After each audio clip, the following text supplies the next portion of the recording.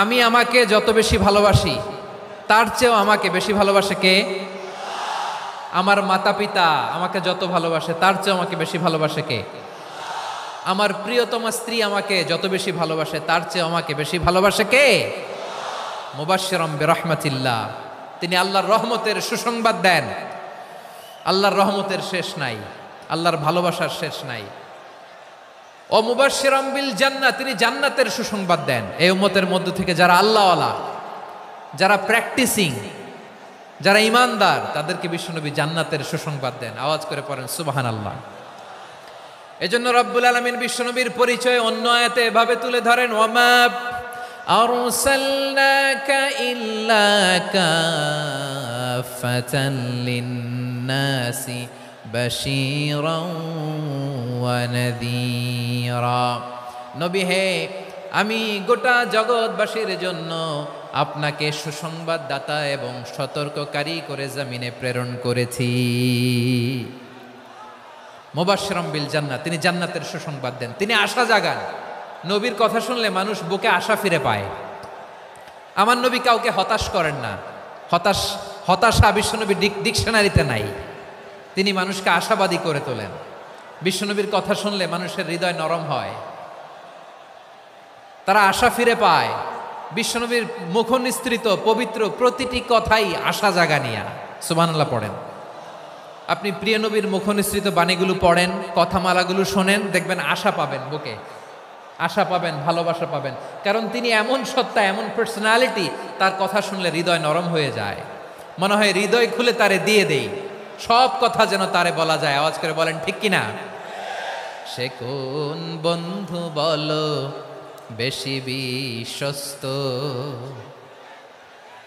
সে কোন বন্ধু বলো বেশি বিশ্বস্ত, কার কাছে মন খুলে দেয়া যায়, কার কাছে সব কথা বলা যায়,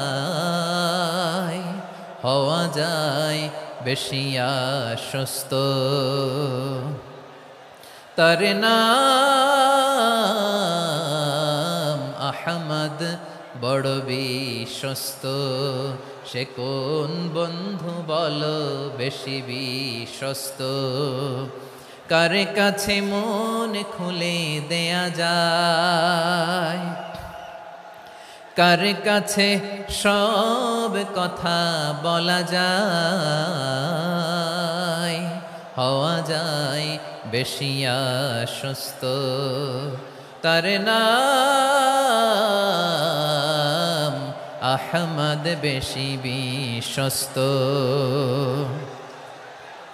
যে জন কখনো ব্যথা দিতে জানে না, যে জনকে বলি মুছে দেহি বেদনা, যে জন কখনো ব্যথা দিতে জানে না, যে জনকে বলি মুছে দেহি বেদনা, হৃদয়ের হাহাকার কবুল করে নিতে আর কারে বুক এত প্রশস্ত।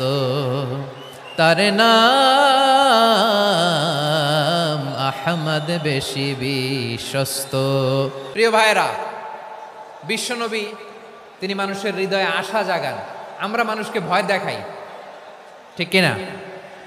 আমরা ইসলামকে এমন কঠিনভাবে উপস্থাপন করি, মানুষ ভয় পেয়ে যায়। বিশ্বনবী মানুষকে ভয় দেখাতেন না, তিনি আশা দিতেন, ভরসা দিতেন।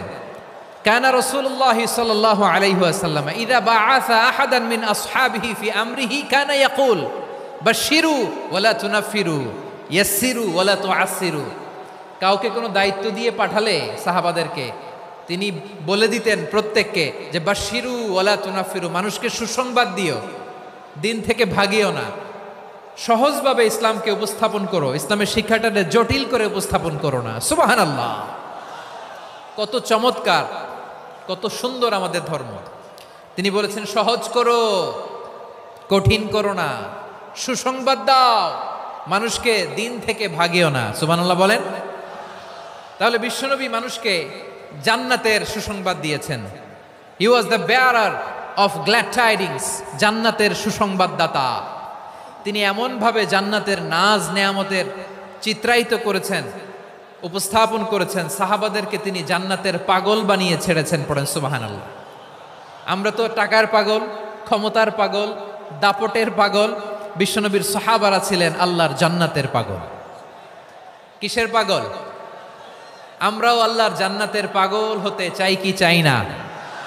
সবাই বলুন, জান্নাতের পাগল হতে চাই কি চাই না? বিশ্বনবী সাহাবাদেরকে জান্নাতের পাগল বানিয়েছেন। বদরের ময়দানে এই পাশে কোরাইশ, এই পাশে মুসলমানেরা। বিশ্বনবী জালামাই ভাষণ দিলেন, বললেন, কুমু ইলা জান্নাতিন আরদুহাস সামাওয়াতি ওয়াল আরদ উইদ্দাত লিল মুত্তাকিন। ও আমার সাহাবারা, ওই জান্নাতের দিকে ছোট, যেই জান্নাত আকাশ জমিন